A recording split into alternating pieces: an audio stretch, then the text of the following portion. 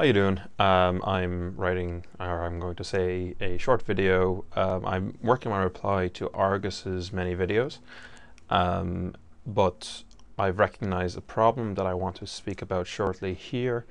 I don't know how this will affect my reply to Argus's other videos, but I still think the things that need to be said here need to be said. Right.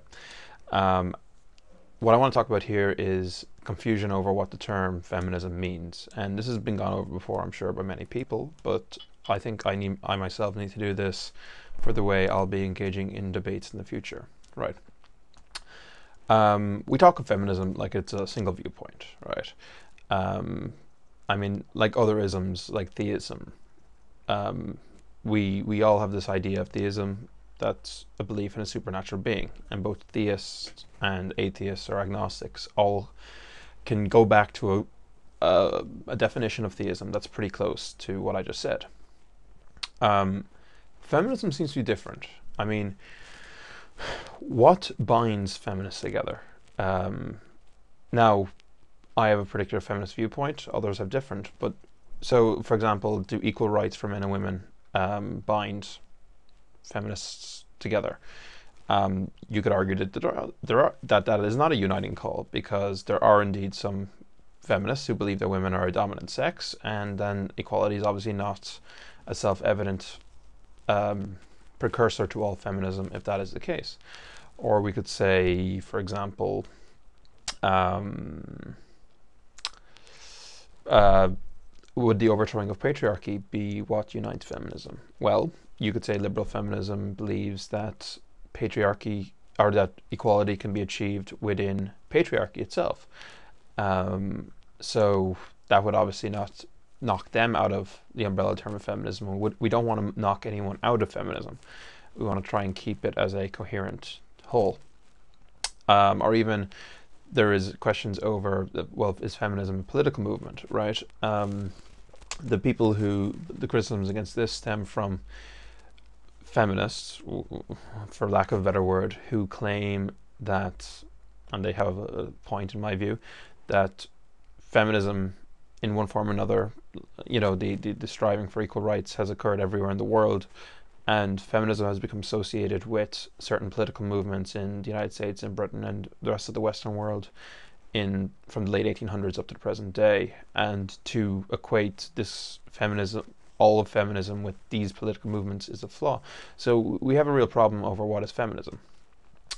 With this in mind, we all internalize what it is to be, what feminism means. I could be talking to you about feminism, and we could have quite different views of what it is.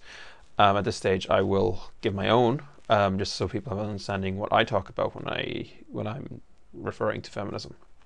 Right, I embrace a combination between liberal and radical feminism. The word radical here, isn't equated to militancy. It is getting back to the root of a problem. It is the recognition of a system that needs the foundational system, which in this case is patriarchy, right? So I tried to combine the negative thesis of the radical feminist, which says that patriarchy should be overthrown, with the positive system building up of the liberal feminist, who are of the feminist who wishes to construct social structures that allow equal opportunity to both men and women. Many have called radical feminists Marxists, and this seems for many people to be an insult, because Marxism has become quite a dirty word in the United States, at least. I just want to digress for a moment here. I myself am a theoretical libertarian, but I see the benefits of ideal Marxism. I mean, you have to. The negative thesis of Marxism is that to overthrow your oppressors, and I don't see why this is. I mean, the removal of social injustice seems to be a perfectly reasonable thing to do. Although the positive replacement for that after that overthrowing is communism, which we all know doesn't work because it's against human nature.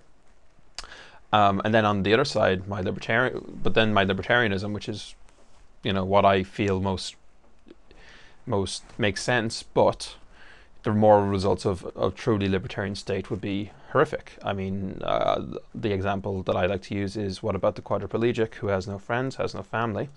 What happened to them? There is no incentive except for charity, and even then you can't depend on charity to protect all members of your society, the weak members of your society. So in such a view, I mean, the quadriplegic will tend to starve. My libertarian views, when I talk about libertarianism, I'm using Nozick's view of libertarianism. Look up Nozick. It's a great book. Great book. I think it's Anarchy, State, and Utopia. I think that's the name of his book, but I could have confused those three words. Then we have things like feminazi, which people who use feminazi obviously use it in a derogatory sense, unless there are some feminists who embrace it as a reclaiming of a term, in the same way other like ethnic slurs have been reclaimed, or various insults. No need for me to name them. But I don't really think I need to go too much into feminazi. On the page that I'll be posting, and I'll link to with this written web talk, I'll have links to certain websites that go well into what a feminazi is, and that particular view of feminism as this incredibly negative thing. Right. So it seems quite evident that there are issues over what feminism is, right? And with those issues in mind, it's really hard to even begin a conversation until we have our semantics right, until we have a common ground to work from.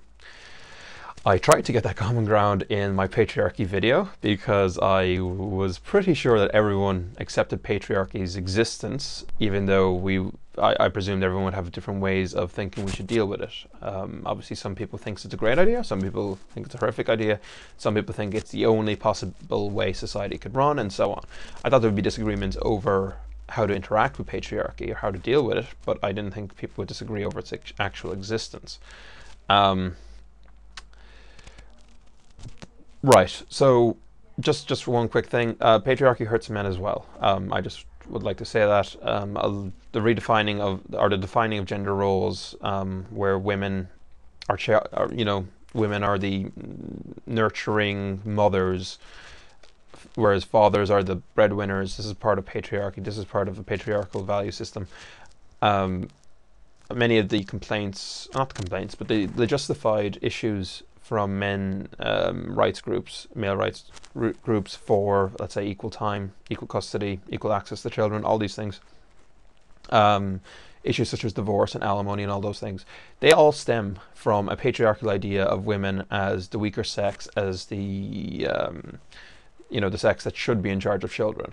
So this is just an example of patriarchy hurting men, and I will go into that again sometime. But your own the way it works out is patriarchy is negative for both men and women. Right, my phone rang there, so I apologize. Right, so just in summary, I cannot keep moving backwards and explaining terms, right? So I am going to take patriarchy itself as axiomatic. Anything I refer to now, if there's any debate, I can refer back to patriarchy's existence as the basis for all that I'm doing, right? But with all that in mind, so if you criticize whether patriarchy itself exists, you can of course post those comments, but I'm not going to reply to them, solely because that conversation has moved, for me anyways, has moved on. And now I want to talk about how to deal with patriarchy, what ideas can we generate, what would a possible replacement for patriarchy, even why it exists, even things like values. And after my reply to Argus, those will be the things I'll be dealing with. Cheers, thank you.